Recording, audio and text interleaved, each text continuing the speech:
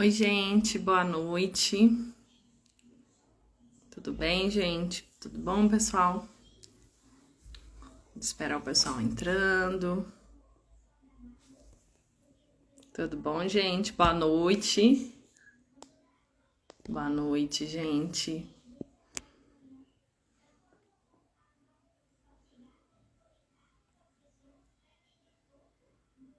Boa noite.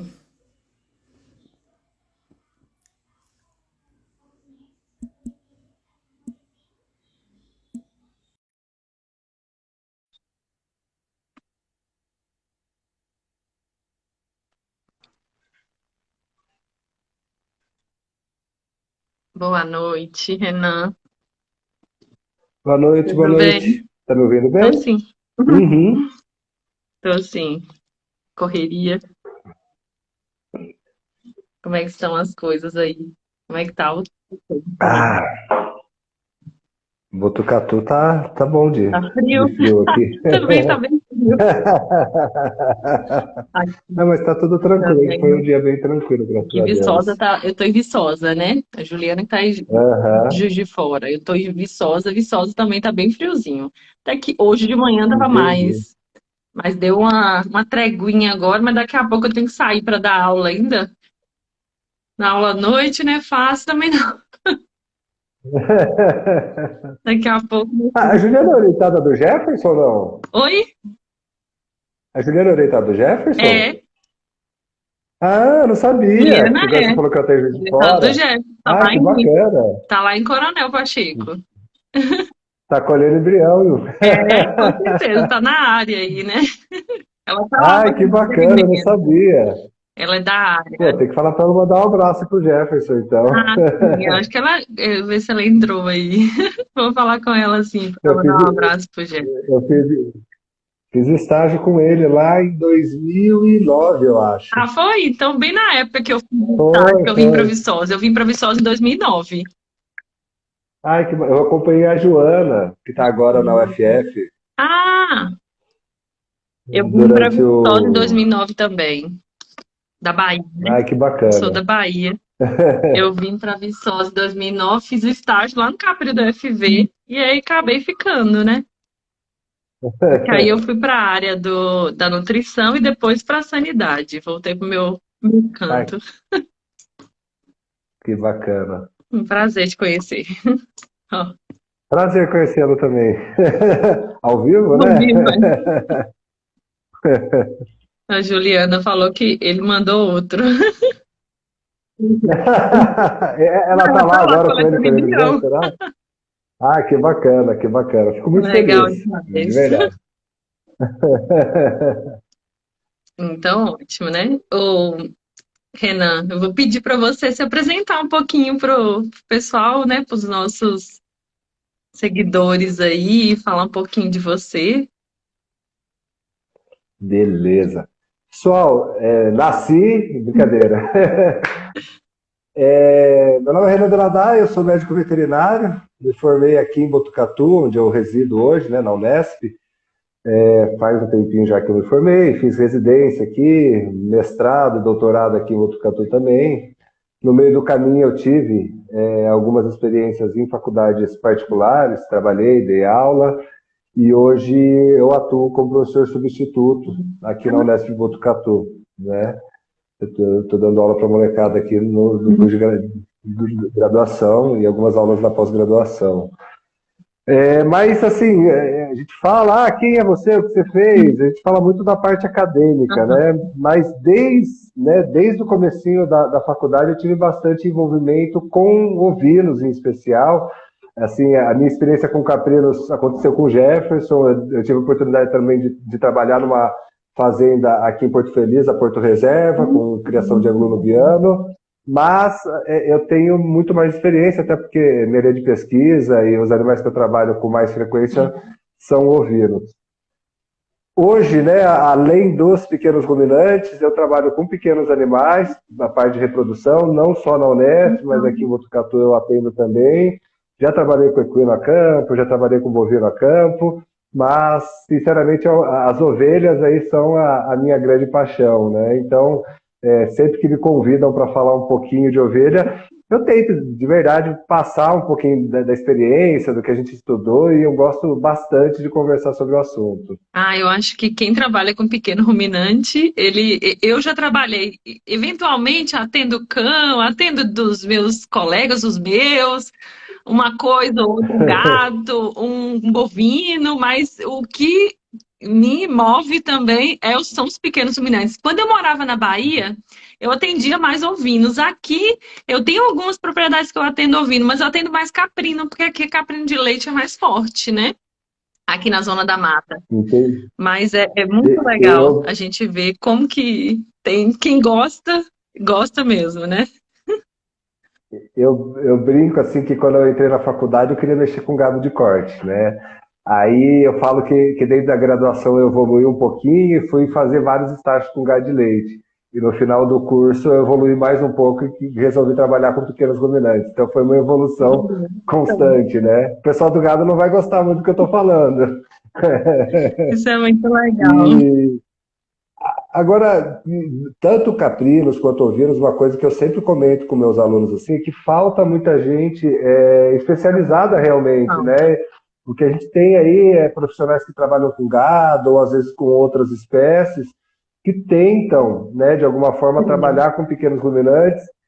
E uma coisa que tanto os profissionais quanto os produtores têm que entender é que não é uma vaca pequena, né? Tem toda uma particularidade de questão nutricional, de sanidade e alguns aspectos reprodutivos que são importantíssimos para as duas espécies.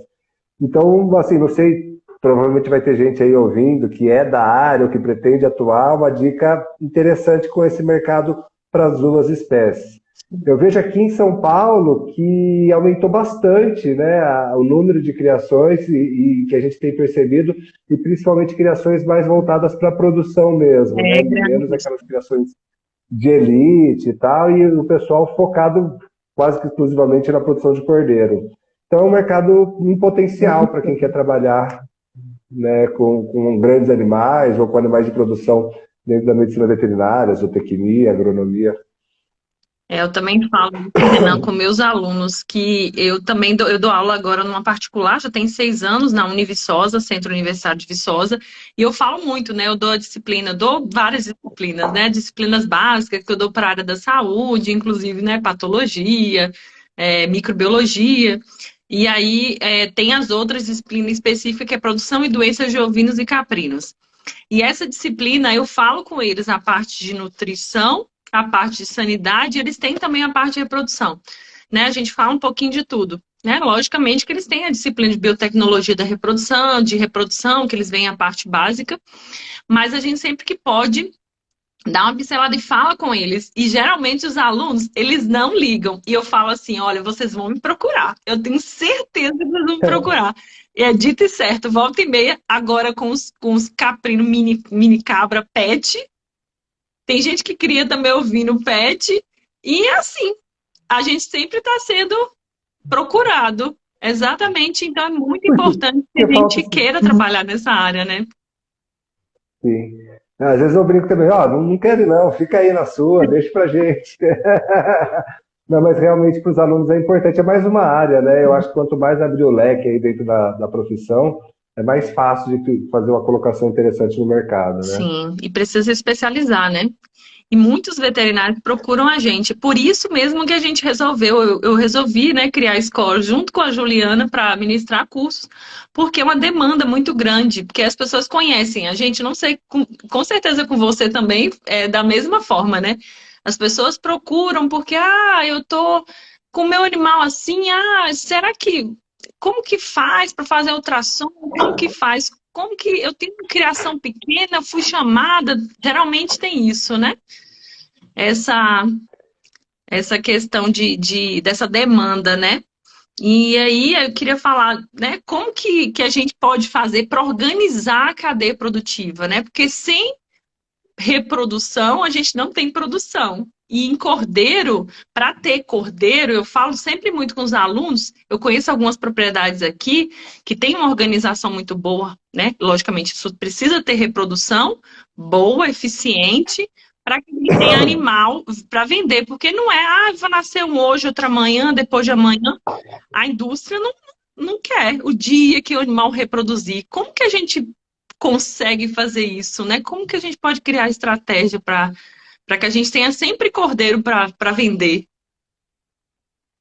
Magna, acho que uma parte da resposta você já deu. Você falou, eu dou aula de sanidade, de nutrição, envolve reprodução também. Então, assim, primeira coisa, antes da gente pensar em organizar a reprodução em si, a gente precisa pensar em questão de na questão nutricional do rebanho, tipo de pastagem, manejo de pastagem, reserva de forragem para o inverno, em que momento estratégico eu vou ou não fazer suplementação com concentrado, dá para trabalhar com banco de proteína, não dá, isso é extremamente interessante. Mas a nutrição precisa estar rodando redondinha, né? Porque se ela não tiver, dificilmente a gente vai ter tanto a sanidade quanto a reprodução funcionando de maneira adequada. Sanidade, mesma coisa, né? A gente sabe que talvez um dos principais desafios produtivos para ovinos é a questão de sanidade, né? Então a gente fala aí de verminose, futirute, ceratoconjuntivite, linfadenite, várias afecções aí que ou levam a óbito dos animais ou levam a subprodução e, consequentemente, isso vai atrapalhar na reprodução. Então a gente conseguiu, né, fazer o manejo nutricional adequado, estabelecer rotinas de manejo sanitário, fazer toda esse controle. A reprodução depois, sinceramente, é muito fácil, né? Lógico que a gente precisa tomar alguns cuidados. Quando eu vou dar assistência ou dar algum tipo de orientação e a pessoa quer que eu faça estruturação do sistema de produção, eu acho que a maioria dos profissionais faz isso, mas possivelmente, até por eu vir da minha formação, eu fiz residência em reprodução, mestrado, doutorado na área de reprodução, eu começo com a reprodução, né? Assim como nos bovinos, a gente trabalha com estação de monta para cordeiro de corte, né? No cordeiro de leite, por características da espécie, a gente pode também trabalhar na ovelha de leite ou na cabra de leite com estação de monta, ou fazer reprodução inteira, aí depende do sistema, mas focando no cordeiro de corte, é importantíssimo que a gente consiga trabalhar com estação de monta. Primeiro, a gente vai concentrar, como você disse, né, as atividades dentro da propriedade. Então, eu estabeleço em um momento lá, quando que vai acontecer a minha estação de monta? Vai acontecer em determinado período. Então, eu sei tudo que tem que acontecer durante a gestação, tudo que vai acontecer no pré-parto, como que vai ser o manejo no pós-parto, quando que eu vou ter desmame, quando eu vou ter a produção desses cordeiros. E eu sei tudo que vai antecipar essa estação de monta. Então, um dos objetivos da gente trabalhar com estação de monta é realmente a organização da atividade produtiva. Agora, como que eu faço essa organização?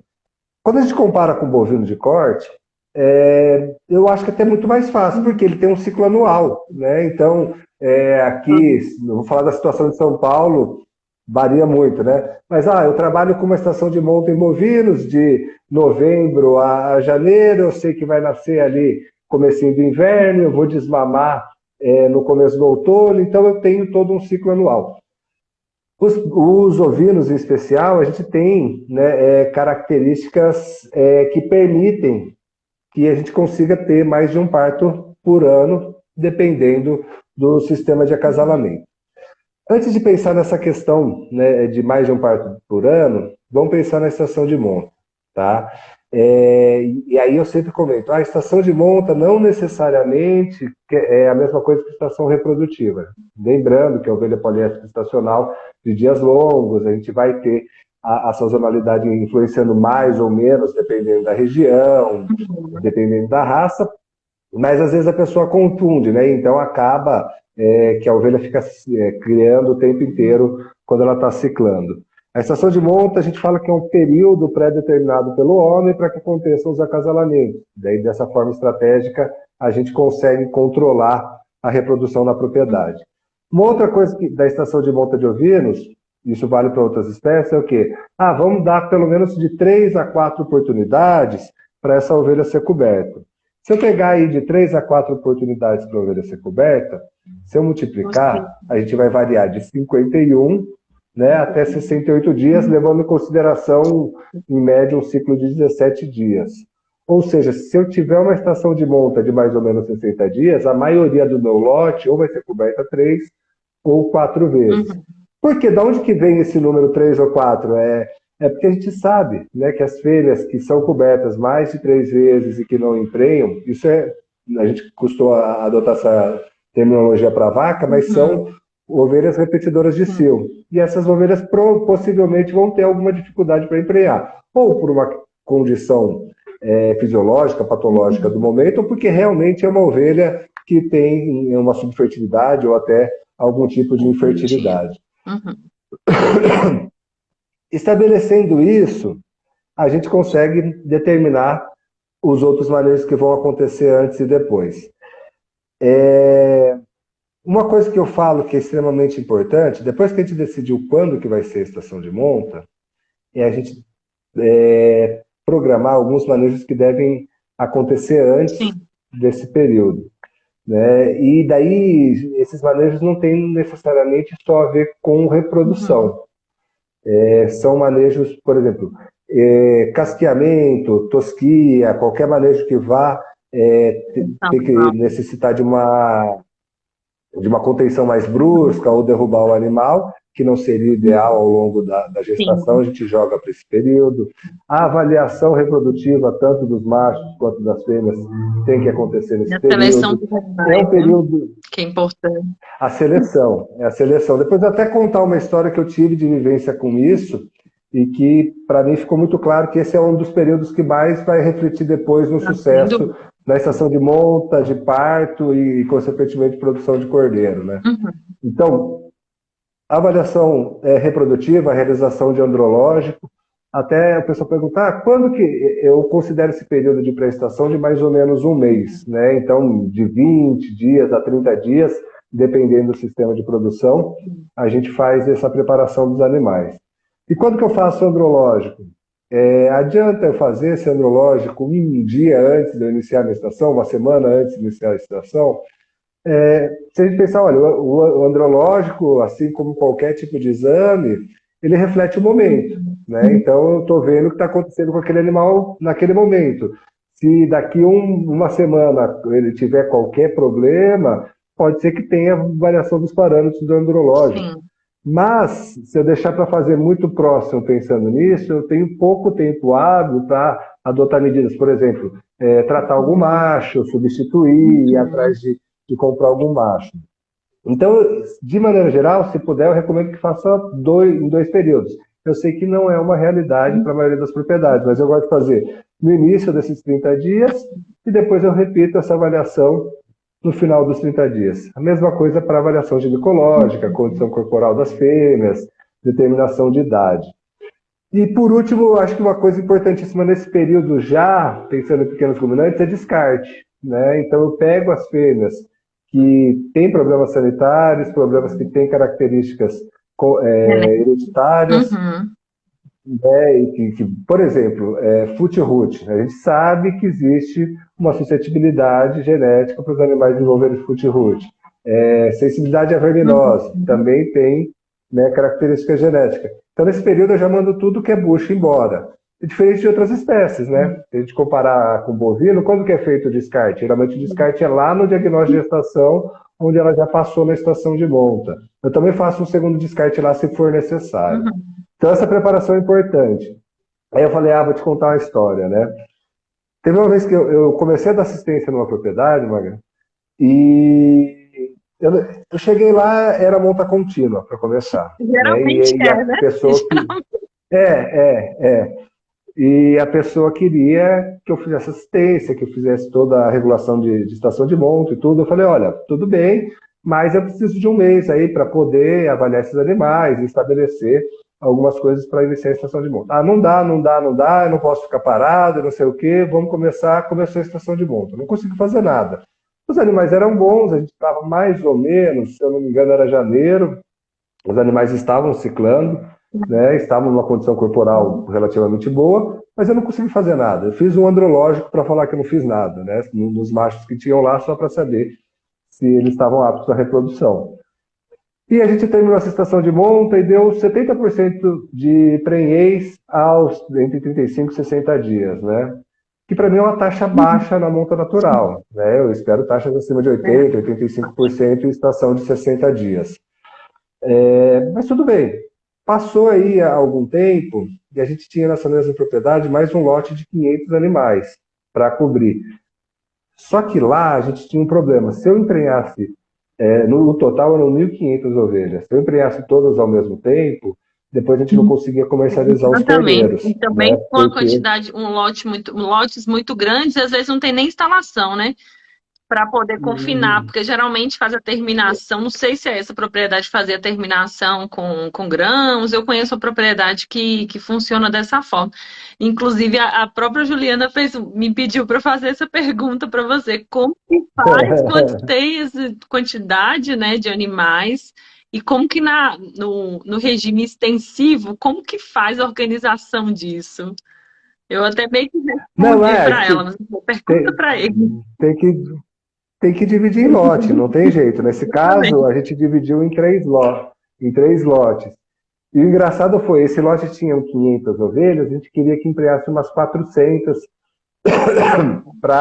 não dava 1.500, dava 1.300 e pouco, então a gente dividiu em quase quatro lotes de 400. Uhum. Só que eu fiz essa preparação, É muito né? animal. Selecionei os animais, fez andrológico, descartei bastante ovelha que não tinha dente e tal. E a gente fez estação de monta. Só que eu não tinha piquete para separar essas 100 ovelhas que eu não queria que emprenhasse. Aí o que eu fiz? Eu diminuí a proporção de macho e fêmea. Geralmente eu trabalho com a proporção ali 1 para 50, dependendo da situação, eu chego até 1 para 80, mas eu tirei 2 machos, ou seja, eu trabalhei com a proporção ali para que fossem cobertas as 400 ovelhas, né? Sim. E daí até brinco que essa foi a única situação na minha vida que a fertilidade foi maior que 100%, porque eu queria 400 ovelhas, no final a gente teve 490 e poucas ovelhas Nossa, gestantes naquele lote, trabalhando com o número de carneiros abaixo abaixo ainda. do que era o indicado. Porque assim, lógico, né? A fertilidade no final foi 90 e tantos por cento, pensando que o lote Sim. tinha 500 ovelhas, mas a gente queria que tivessem coberto só as Ah, 400. que bom. Você vai saber. Então, essa parte de pré-estação eu acho fundamental, né, para quem for trabalhar. Você me perguntou, eu tenho muitos animais, eu quero escalonar e tal. No tradicional lá, 3 partos em 2 anos, Uhum. eu já trabalho geralmente com lote A e lote B, né? Quando a gente tem um lote A e lote B, eu gosto de chamar de cor. Eu sempre boto verde e amarelo, que é a cor da empresa, e fica lá na propriedade, né? Em um ano, né, o lote A ele vai ter 2 estações de monta e uma de parição, e no ano seguinte ela vai ter uma estação de monta com 2 estações de parições. E faz a Entendi. inversão. Então, quando eu tenho esses 2 lotes, acontecem as duas coisas. Eu tenho distribuição ao longo do ano, então eu tenho 3 períodos de serviço e 3 períodos Exato. de parição ao longo Para organizar, do né? ano na propriedade. E isso é importante, E porque funciona. os produtores acham que não, que é sempre bom, e depois reclamam que não tem para quem vender. Ah, mas eu não tenho para quem vender, eu vou parar de criar ovelha porque eu não tenho para quem vender. Você não tem para quem vender porque você não organiza a sua produção. Se você organizar, você tem Exatamente. para quem vender, porque sempre tem cordeiro. Sempre tem cordeiro, a pessoa compra. Agora, se tem hoje, amanhã não tem, ninguém quer comprar, porque a pessoa é um produto diferenciado. Então, às vezes, a gente se acostuma a consumir aquele produto. A gente que trabalha gosta.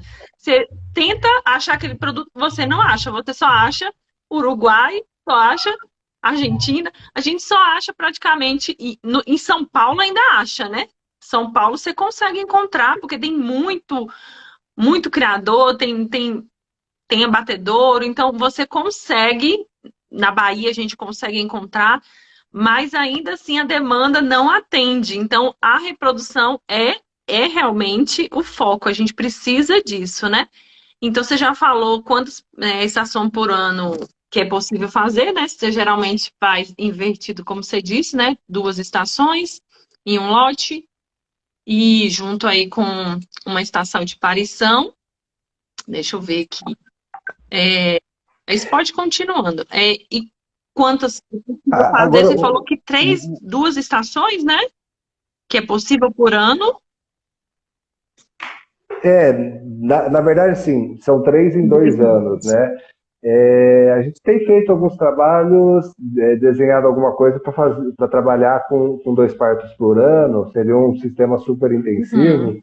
mas a gente tem um problema, que essa ovelha teria que emprenhar ao longo do porpério ali, né? Então, teve evolução fisiológica aí de 7, 20 dias, Empenhar ela eu tenho que logo, né? conseguir que ela esteja ciclando com 30 dias.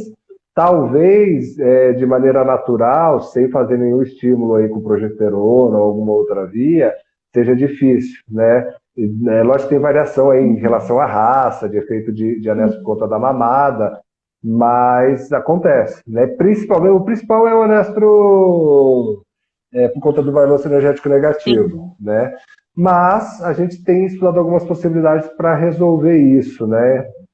Inclusive encurtar a estação de monta, trabalhar com a estação de monta de 30 dias, começando com o IA, mas é tudo experimental. Hoje, aplicado a campo, que eu ofereço, são os 3 partos em 2 anos, mas também não é regra, né? Não são todas as propriedades. Tem propriedade que a gente fala para trabalhar com parto por ano só, porque não cabe dentro Tem do manejo, dentro do estrutura, sistema de não tem produção. estrutura. E também, às vezes, não Né? tem para quem vender, né? Exatamente, Não tem uma exatamente. produção organizada, uma quantidade de animais, lotes realmente grandes, por exemplo, que tem 1.200 animais, vende tranquilos. Os abatedouros pegam esses animais, porque tem lotes, né? Eu conheço produtor, eu conheço uma fazenda aqui que tem 600 animais, 600 matrizes, e restringiu porque não tem mais espaço, cria suíno também, né? Então, ele tem, todo mês ele manda lote de animal, ele faz várias estações de monta, e ele tem piquetes, ele consegue fazer essa organização. Todo mês ele tem animal para mandar pro abate. E isso é É muito interessante, né? Porque bacana. assim, pensa, ele tem uma estrutura de Tem. confinamento que para engordar os cordeiros. Vamos supor Terminar. que ele tem ele tenha um confinamento muito ruim, que ele fique 4 meses com os cordeiros lá.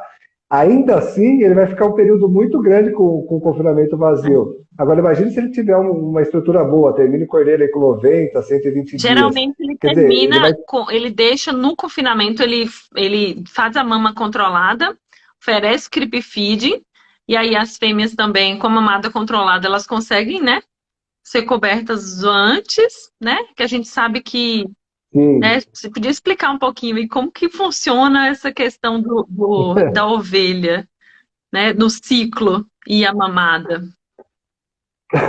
Não, com a mamada controlada a gente consegue antecipar. Mas, se a gente for trabalhar com 3 partos e 2 anos e desmamar aos 60 Muito dias, cedo. eu não vejo fundamental. Né? Seria para poder trabalhar naquele sistema que eu falei, com antecipação e emprenhar essas ovelhas ao longo Dias, né? da lactação. Né? Então, eu, sinceramente, assim, ó, hoje, né, eu não recomendaria, por enquanto, fazer os 2 partos por ano. Eu acho que vai gerar um estresse produtivo muito grande e que a gente precisa ver que impacto que você tem na ovelha, que impacto que vai ter na produtividade, impacto que vai É, ter no peso da bastante desmama, doença. porque, né, a gente já tem dificuldade, se a gente pensar, olha, ela desmama com 60 dias, eu vou recuperar 30 dias e colocar na estação de monta Uhum. novamente. Em alguns lugares a gente já tem problema com isso, então é, ainda eu falo assim, é um fator predominante essa questão do anestro da amamentação? Não, porque a gente trabalha com desmama 60 dias e eu consigo, depois que ela consiga tranquilamente entrar na estação novamente. Né? Então, não me preocupa isso. Eu, particularmente, não gosto de mamada controlada, tá? Mas, assim, O eu trabalho acho que em de alguns lugares desenvolvimento do animal, né? eu acho que a gente desmama cordeiro Leve, mais pesado, mais leve e gera muito manejo na propriedade. gera, E daí, realmente. o- é, agora eu falo assim, ó, se você tem uma propriedade de 300 animais, é uma coisa fazer a apartação de manhã de borrego. Se você tiver 500 já muda, 1.000 e poucos já muda. Nessa eu Sei que assim, ó, depois de 1, 2 semanas, os cordeiros acabam acostumando, eles ficam ali, né? comem. E fica fácil de apartar. Mas eu não gosto. Eu, particularmente, daí, quem quiser condenar, pode condenar, eu acho que a ovelha tem que ficar com o bicho no pé, com o creep feeding, dar conta de amamentar, dar conta de desmamar, com o mínimo de manejo possível. Se a gente começar a ter que fazer muita intervenção, eu não acho que é por aí, né? Eu gosto que a ovelha se vire com o cordeiro.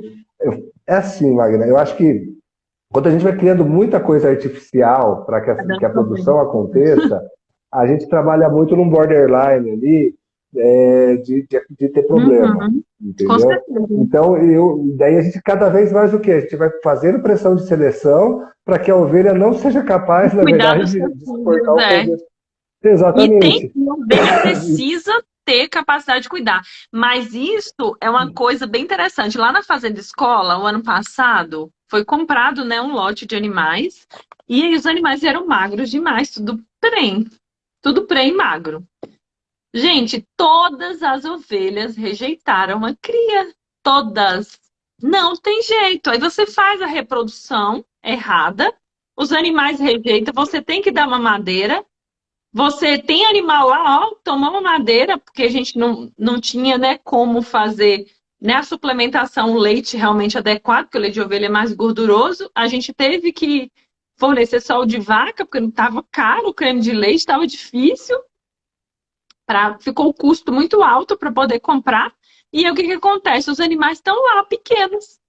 Não Desmamou com 12 quilos, parece desmamou, são os ratinhos, um shih tzu, né? pequenininhos. Agora que É. elas, né, voltaram de novo e pariram, né? A gente fez outra estação, ela pariu.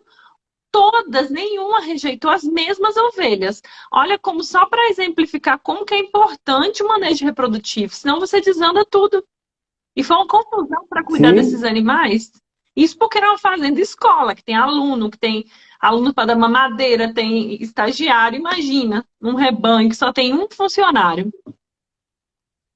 não, mamadeira para mim é um pavor, né? Cordeiro de Nossa, mamadeira. Mas só eu brinco assim que é melhor você doar o cordeiro, dar para alguém de graça, do que você ficar com ele na propriedade. Porque é certeza problema. que ele vai te dar problema. Não, não, ele vai dar retorno, Não ele vai vai, não vai morrer. Se crescer. ele não morrer antes de mamar, ele vai ter uma pneumonia no confinamento, ou ele vai ficar lá 5, 6 vezes no confinamento e não vai ganhar peso de abate. Então Não. é terrível, né?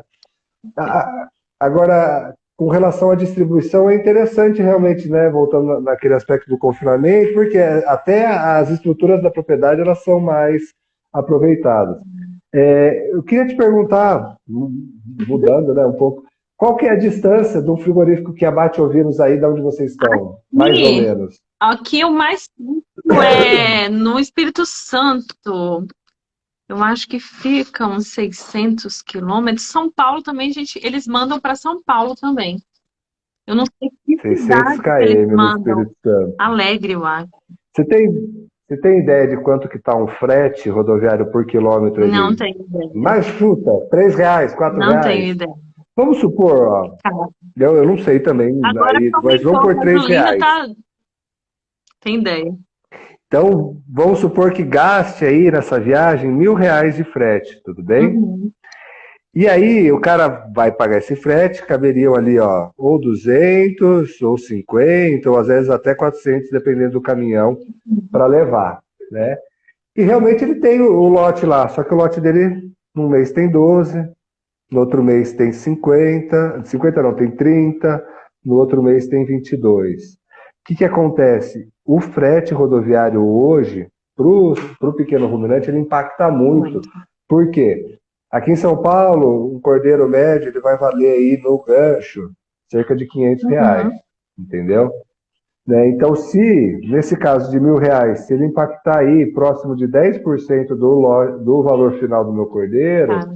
e eu sabendo que uma rentabilidade boa aí para o produtor vai valer de 15% a 25% Uhum. do bruto ali, Basicamente, já comi, se for 15%, sobrou com 5% para rodar tudo o resto Muito ali. pouco. Então, o frete rodoviário impacta bastante. E a uniformidade de lote ajuda a gente a diminuir isso, a poder organizar melhor a propriedade, né? Sem dúvida. Aquela questão da estação de monta de 30 dias que eu cheguei a comentar com vocês, um dos objetivos é esse, que a gente consiga que todos os cordeiros sejam desmamados ao mesmo tempo e que todos entrem ao mesmo tempo no confinamento. Porque daí eu tenho um lote único, entendeu? Ah, mas daí eu vou ter cordeiro variando ali de 50 a 70 dias. Não tem problema, né? A gente consegue fazer uma desmama única ali, talvez escalonada em 1, 2 semanas, mas com um lote bem uniforme entrando no confinamento, Sim, pode ter um né? crescimento compensatório e aí eles dão conta, assim, 2 semanas é pouco. Eles conseguem, com a nutrição adequada, eles Sim, conseguem manter um lote homogêneo. E aí dá para e, ter. e isso para o produtor é extremamente interessante. Então, uma das formas que eu tenho de convencer, por exemplo, um produtor a parar de fazer a monta contínua e passar para a gente começar a ter estação de monta para poder organizar a propriedade, porque senão é muito difícil organizar, não dá. Né? É essa questão do frete rodoviário e da facilidade de comercialização. Mesmo em uma propriedade que eu atendi uma vez, que ele queria ter cordeiro quase todo ano, o ano todo mesmo, todo mês ter vários cordeiros, a gente trabalhava com estação de monta de 45 dias. Então, vamos supor, ficava janeiro, fevereiro, 45 dias, descansava 15, aí depois a gente tinha ali março e abril mais 45 dias, então um ano Sim, inteiro a gente então. fazia, trabalhava com 4 lotes lá e era sempre nesse rodízio. Ah, mas não é a mesma coisa que eu deixar a monta contínua? Não, Não. né? Porque a hora que eu organizo a estação de monta, mesmo que seja várias estações de monta que elas aconteçam ao longo do ano inteiro na propriedade, eu consigo fazer manejo, eu consigo ter concentração de parto, eu consigo me programar melhor. Quando está solto lá, a gente não tem o mínimo controle sobre aqueles animais. Então, para mim, assim, a melhor forma de controlar a propriedade de corte é fazer a estação de monta, né? Não tem muito por onde. E é simples, né? Não precisa de muita técnica, de muito manejo para poder fazer Com isso. certeza. Renan, nessas estações, você usa o cio natural ou você faz indução, né? De, A maioria das propriedades que eu trabalho aqui, a gente trabalha com cruza Santo Inês Nord, mas né? Aí eu não tenho necessidade de fazer indução de ciclicidade. Numa das propriedades que eu estou trabalhando, o que aconteceu?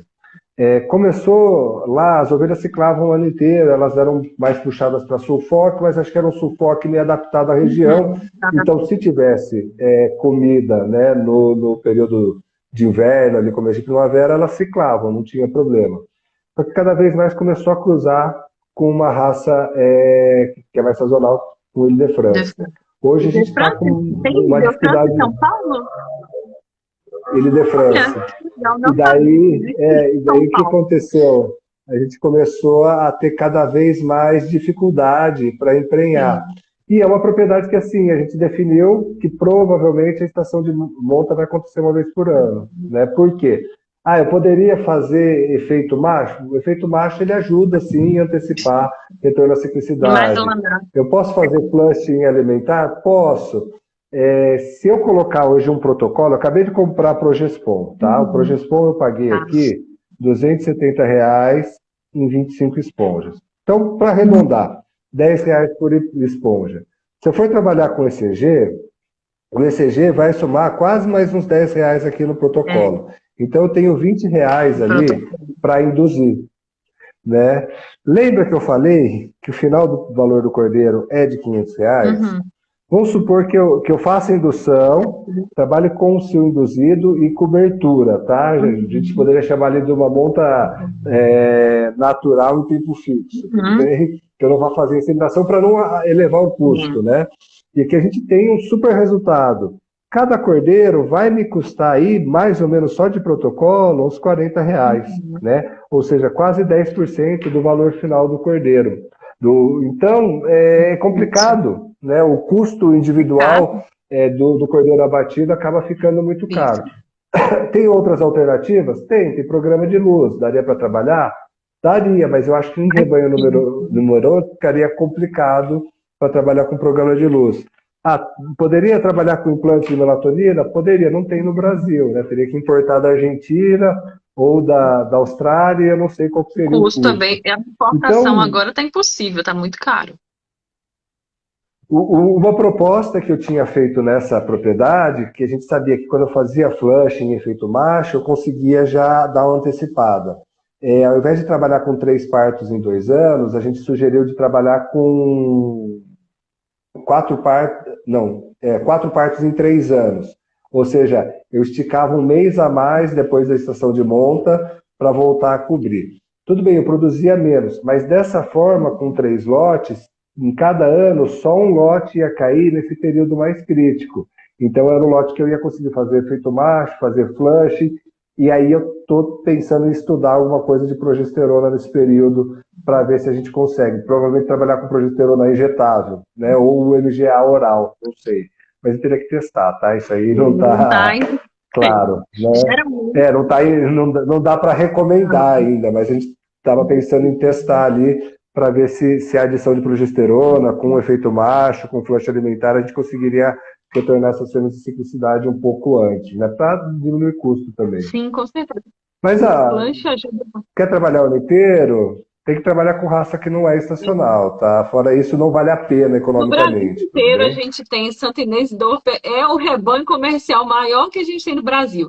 Aqui nessa propriedade que eu falei para você, aqui pertinho em Rio Casca, a gente tem, ele inseriu animais Texel, ele comprou do Rio Grande do Sul para inserir o gene burula, né? Aquele gene de prolificidade. Que na verdade Santa Inês já Aham. também tem gene de prolificidade, né? Então, nem teria tanta, vamos dizer assim, benefício. Mas ele optou por inserir e inseriu esses animais. Esses animais, eles parem uma vez no ano. Somente. Reprodutor não funciona. Aqui, Minas Gerais. Na época que eu trabalhava na Bahia, tinha um rebanho que eu prestava serviço que tinha animais sufoque. Só que na Bahia, esses animais já estavam adaptados. Então, eles ciclavam o ano inteiro, como o santinês e o Doppler. Como somalis, outras raças nativas que a gente tinha lá, funcionava tudo perfeitamente.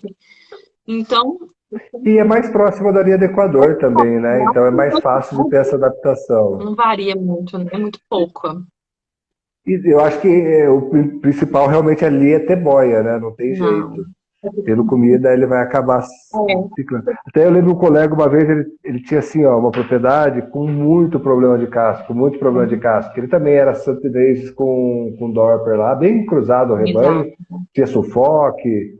E daí ele falou, putz, estou pensando em trazer algum, acho que era do Uruguai ou da Argentina, acho que era do Uruguai, reprodutor Romney Marsh, para poder fazer um cruzamento e melhorar resistência de casco, né? A gente sabe que o Romney Marsh tem por característica resistência. Eu falei, não, você quer trazer, tudo bem, mas se prepara para criar uma vez no ano só, porque a hora que as borregas, né, começarem a nascer, elas provavelmente vão ser bastante E o estacionais. problema que iria dar nessas, porque Não, mas assim, ó, é que a gente acha que sempre o mais é é, melhor, né? Ah, mais estações no ano é melhor. Mas dependendo da situação, às vezes trabalhar com uma estação ou menos estações pode ser melhor. Eu já vi uma situação onde o cara trabalhava com integração lavoura-pecuária, né? E ele queria só ter uma estação, né? De trabalhar com 3 partos em 2 anos, ele queria. Porque ele falou, ó, o gado aqui na integração é anual. A roça de soja é anual, a roça de milho é anual, a aveia é anual. A bendita da ovelha eu tenho que fazer manejo diferente o ano inteiro. Então, para a propriedade dele fazia sentido, né? E daí, o que eu observei? Essas ovelhas, é lógico que é observação empírica, tá? Não tem nada publicado. Elas tinham uma prolificidade ali que ficava em torno de 1,1, 1,2, né? Elas não eram muito prolíficas. A hora que a gente começou a fazer uma monta por ano, subiu para 1,5, 1,6. Por que eu acho que pode ter acontecido isso? A gente teve um super melhoramento genético? Não, melhorou a nutrição, teve né? mais tempo para ela ter um score bom para poder entrenhar. E é isso que a gente tenta fazer com o flush, né? Tenta dar uma suplementação energética para o animal ciclar e ovular mais, né? É o que a gente precisa fazer, porque as pessoas pensam. e que é assim, simplesmente vamos deixar o bicho lá, ele que se vira, não é bem por aí não, né? Não, não. Eu acho, assim, o 3 partos em 2 anos já é bastante puxado. Se não tiver um manejo nutricional ali, é pesado. O que eu gosto muito dele pensando na nutrição é que, assim, tudo acontece do jeito que tem que ser, né? Então, essa ovelha, ela acabou de ter o parto. Ela vai ter um aumento das requisições de energia e proteína, ela vai entrar em um balanço energético negativo e ela vai ter uma queda de condição corporal. Isso é normal, né? A gente faz suplementações para que o balanço seja menos intenso e que a queda também seja menos intensa. Quando ela está desmamando, ela já não está mais numa situação de déficit. Ela começa a entrar em balanço energético positivo. E daí é a hora que a gente coloca ela para cruzar. E o que é interessante? Que as coberturas aconteçam no período onde ela está ganhando condição corporal. E daí ela ganha condição corporal, depois a gente consegue estabilizar, passa ao terço inicial da gestação com basicamente mantém-se e depois a gente volta a ter. Então, se a gente conseguir fazer isso no 3 partos em 2 anos, ele possibilita que a gente acompanhe toda essa curva que é natural do ciclo da ovelha. Se a gente jogar ali para tentar emprenhar ela aos 30 dias, que talvez seja o pico do balanço energético negativo, acho que depende de raça, né, de produção de leite, vai ser muito difícil, né? Realmente, fisiologicamente, aos 30 dias, então, ela cicla. Ou não? Dependendo do. Não é todo animal que cicla, a gente teria que selecionar e fazer tratamento hormonal. Por isso que eu tenho que ver se vale a pena. A ideia que a gente fizesse alguma pré-exposição à progesterona para antecipar. Várias ciclas, várias não têm anexo lactacional, o principal é condição. Da Exalc mesmo, conversando com o professor Evandro, lá do Cipoc, eles falam que quando as ovelhas estão bem alimentadas, várias já estão ciclando ali no período de 30 dias aí no pós-parto, né?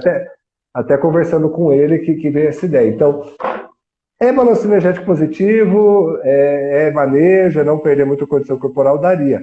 Mas, a princípio, eu acho que ainda fica muito difícil para a gente colocar isso a campo, né? Talvez tenha uma outra propriedade que esteja fazendo. Então, já. geralmente, a campo, qual que é o período que se faz essa, né? Então, o que a gente acaba fazendo, eu gosto de trabalhar dependendo da raça. Se eu estiver trabalhando com santinês, eu estendo um pouco por causa da lactação. Mas as cruzas, as meio sangue, 3 quartos, eu acabo trabalhando com desmama aos 60 dias e ela vai ser encarneirada aí de 30 a 15 dias, dependendo do período da desmama, né? Então é rápido. Depois da desmama. Então, geralmente, a gente faz a desmama com 60, 90 dias, né? Não sei como que a gente faz. Agora, na santinês, quando a gente faz essa desmama de 90 dias, aí talvez eu preciso, no final da lactação, ter um pouquinho mais de cuidado como que vai estar a condição corporal delas para entrar na próxima estação, né?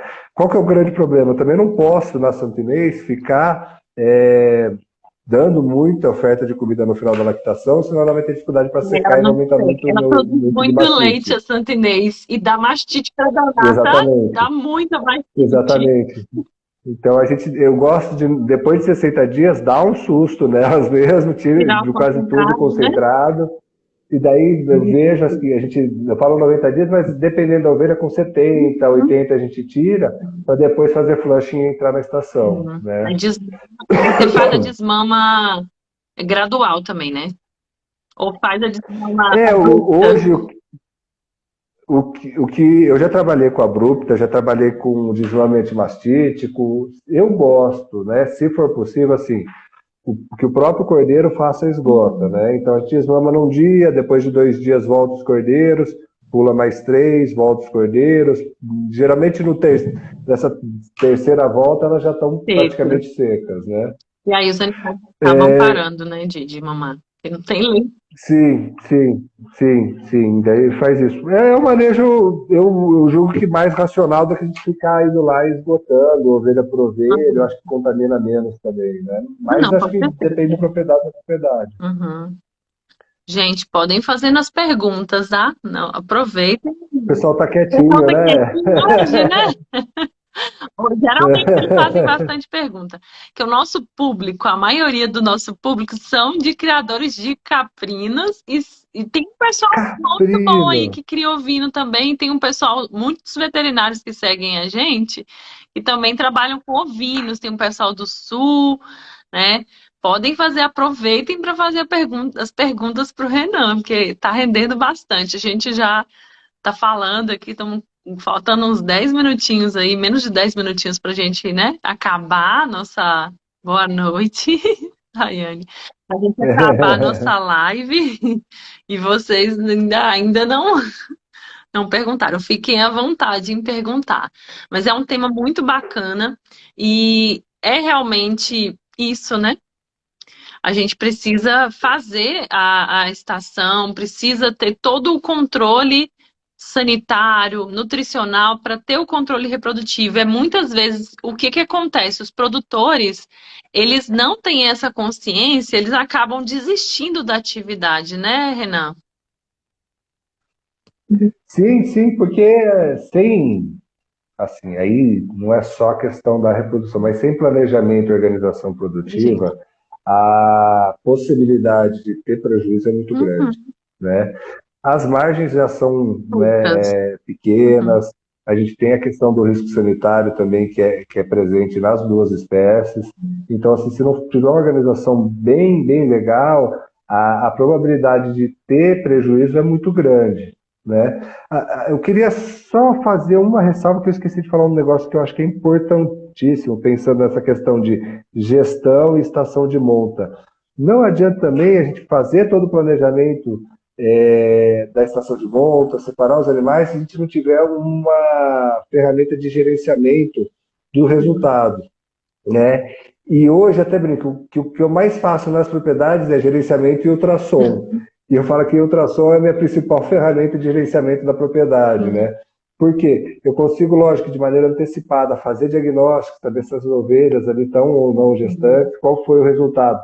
Mas, em especial, quando a gente trabalha com lote duplo, diferente do que a gente faz em vaca, que deu negativo, a gente acaba levando, eu consigo migrar uma ovelha de um lote para o outro e dar até uma segunda chance, se for o caso, né? Eu consigo saber, estimar qual que vai ser a minha produção de cordeiro, eu Uhum. consigo saber avaliar qual que foi o resultado da minha estação de monta.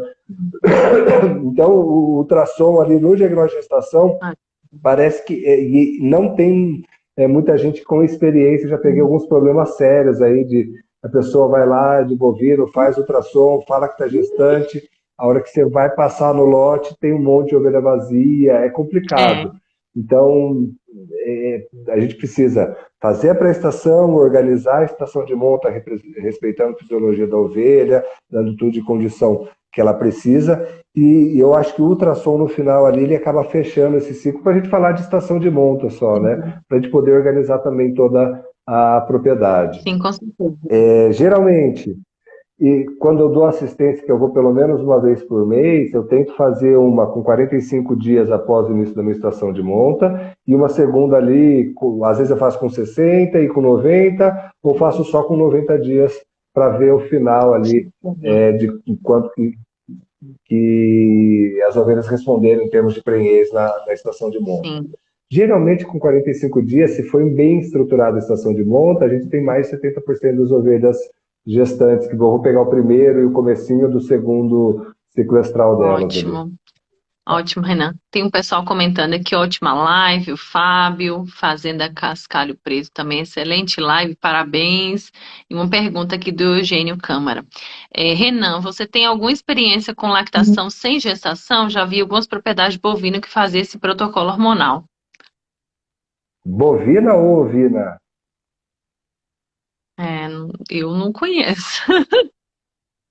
Não, tem o tratamento de bovinos para indução de lactação, se eu não me engano, é os estrógenos. Uhum. Mas eu não. Assim, eu já vi ovelha induzir lactação espontânea, cabra induzir Sim, lactação já espontânea, tive mas vários casos. eu não, Sim. Eu, particularmente, até por não trabalhar muito com leite, eu nunca li nada de indução de lactação em pequenos ruminantes, mas com certeza existe, né? Uhum. Precisaria entrar aqui, procurar alguns papers, fazer uma revisão, mas deve Provavelmente, ter. na Holanda tem muito isso, né? Os animais ficam, na verdade, não tem indução, né? O animal fica o tempo inteiro, né? Em lactação, assim, até quando dá, né? O animal fica. Aí eu tenho outra pergunta aqui, Fazenda Cascalho Preto. Em matrizes DOP, já viram quais as raças e bons resultados em cruzamento industrial? Dorper.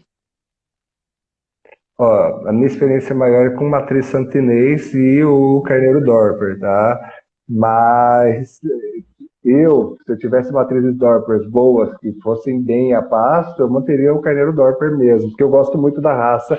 E não é assim, ah, né, ele tem a paixão da. Não, eu acredito bastante na produtividade dos animais que a gente trabalha Dorper.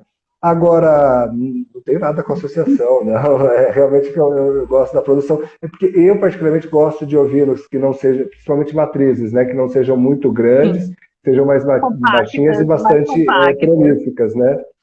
Por isso que eu gosto da meio sangue. Mais do que o Dorper puro, eu gosto de trabalhar com a meio sangue, a três Três quartos e quartos. fazendo cobertura com macho Dorper, né? Eu gosto bastante dessas fêmeas, elas dão resultados muito bons. Sim.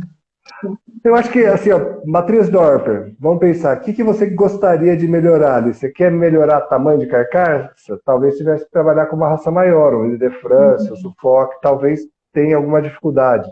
Ah, eu quero causar alguma heterose, mas manter o padrão de ser baixo, tal. Pensar em carneiro É. Texel, talvez seja, né? Algumas pessoas referem aí, dependendo do carneiro Texel, em ovelha cruzada, distocia por tamanho de cabeça, mas eu particularmente não posso afirmar isso, Você? tá?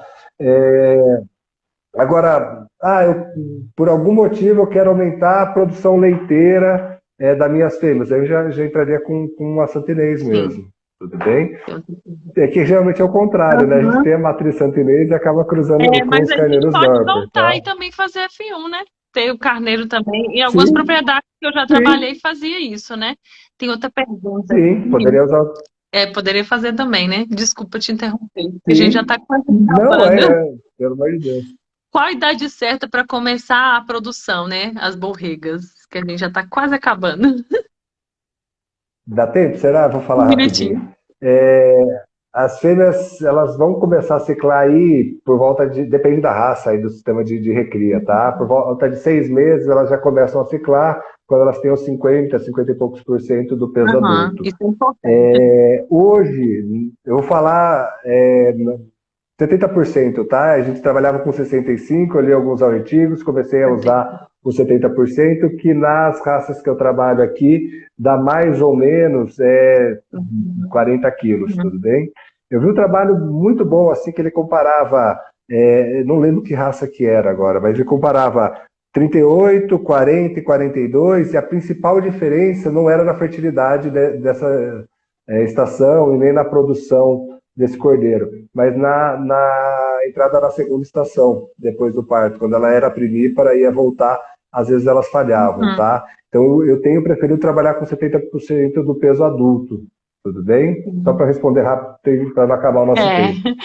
o pessoal perguntando aqui, agradecendo, excelente live. A Juliana falando, muito obrigada, Renan, que ela vai escutar com calma, porque ela perdeu um pouco. E o Fábio perguntando aqui sobre F1, né? Dorpe santinês para reprodução. Se usa as fêmeas F1. Eu acho que eu já disse, eu É, gosto bastante da da F1. F1. Mais do que da Santinês, eu gosto da F1 e da Sim, 3 quartos para trabalhar. Mas assim, eu estou em São Paulo, né? Às vezes, dependendo da região, seja diferente. sim, são Então, mais. é complexo, né? É complexo a gente afirmar, não, a F1 você pode manter. Na condição e nos rebanhos que eu conheço, eu gosto bastante de trabalhar com as F1. F1, 3 quartos, 7 oitavos. Ah, não, com certeza. Aí vale a pena, né, a gente ver. Cada situação é uma situação, né, Renan? Muito obrigado, Renan. Muito obrigado, pessoal, por estar aqui acompanhando a gente. Quem não, né? Quem não viu, não conseguiu ver, manda pro pessoal também que se interesse pelo tema.